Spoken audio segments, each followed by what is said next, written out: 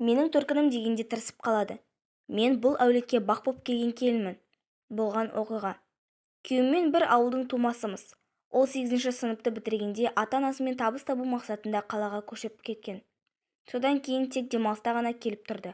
Ал мен қалаға тек мектеп бітірген соң келіп оқуға түскенмін. Күйеуім қазір өзін қалалықпын деп жоғары санайды.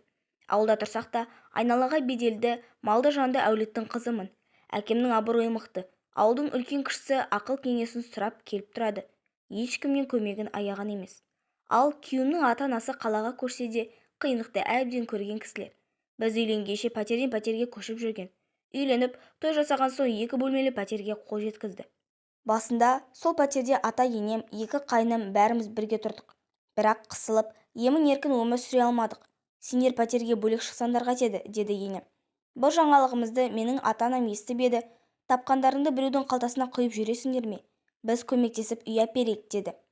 Сөйтіп әкем қырда қорада тұрған жылқыларын сатып, 1 бөлмелі пәтер сатып әперді.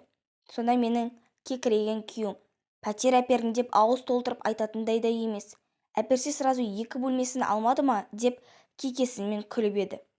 Жастықтың буымен онысына онша мән бермедім. Биыл біздің отасқанымызға 15 жыл толыпты.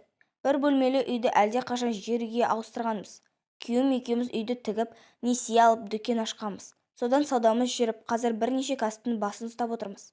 Қайныларым, жеңешем біздің үйге бақ боп келген деп мақтап отырады. Оған да шүкір. Қазір күйеуім өзінен кейінгі інілеріне де үй жай әперіп, ата-анасының жағдайын жасап қойған. Бірақ менің ата-анама келгенде кежегесі кейін тартады да тұрады. Білмеймін, не бәлесі барын. Бүгін мамамның туған күні, құттықтап қойсай деп айтып, жалынып жүріп әрең звондатқызам. Онда да көрші әйелді құттықтағандай, құтты болсын деп бір ауыз сөзбен шектеледі. Күйеу бала болып ауылға барып анда-санда қонақ болуды білмейді. Бара қалсақ, мені бала-шағаммен тастайды да нан ауыз тиіп шығып кетеді. Одан гөрі ауылдағы сыныптастары маңыздырақ. Соларды іздеп кетіп қалады. 8-ші наурызда жаңа жылда ата-анамды құттықтауға барғам ғой. Сонда сыйлық алуға ақша бер деп сұрасам, жыланып кетеді. Ақша жоқ, бәрін тауарға салып қойдым. Бәрі бар ғой оларда, неменеге тыраштана бересің осы, деп сөйлеп кетеді. Сосын өзімнің тықпыштап жинап жүрген ақшамнан шамам жеткен сыйлықты алып, мынаны күйеу балаларыңыз әперіп жіберді деп өтірікті соға салам. Қайтем енді, басқа әпке сіңілілерім сөйтіп жатқанда қалай үндемей қалам. Жезделерім де күйеу балам да бар. Олардан ерекше мейірім лебі еседі. Әпкелерімді төркіндетіп әкеліп, бір күні аунап-қунап қонып, ағамның онша-мұнша шаруасына жәрдемдесіп кетеді. Әкем де менің күйеуіме қарағанда солармен әңгімесі жарасатын сыңайлы. Жас бала емес қой. Іштей менің күйеуімнің қырсық мінезін сезеді. Ол келсе әңгімені қысқа қайырады. Былтыр ағам үйді бұзып орнына үлкен үй тұрғызатын болды. Сөйтіп құрылысты бастап кетті. 2 айда бір барып хабар алып тұрдық. Әр барған сайын мамам Жазираның күйеуі үйдің шатырын көтеретін болды. Майралар келіп терезесін әперетінін айтты деп қуанып отырды.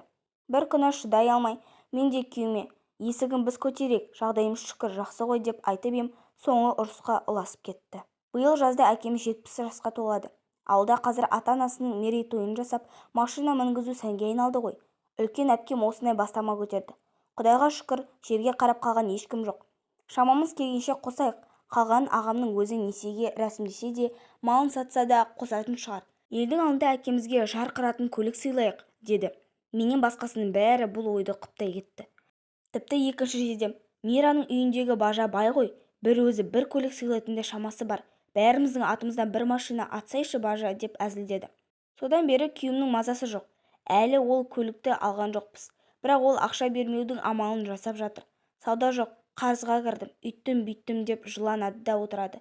Енді жақында қыз бала ата-анасына көмектесуге міндетті емес, ата-ананың жағдайын ұлы жасауы тиіс.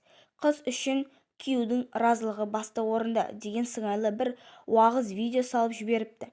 Түпкі ниетін бірден түсініп қойдым. Құдай байлық бергенмен пейілін қысып қойса, онда оның дүниесінен не пайда? Күйеуімнің өз ата-анасына дегенде шығарға жаны бөлек, ал менің ата-анама келгенде бір жерінің тырысып қалатынына шыным келеді. Жоқшылықта, кедейлікте өмір сүріп бірден байып кететін адамдардың пейілі жаман болады деуші еді. күйеуім тура сондай сияқты. Сана бермесе қиын екен.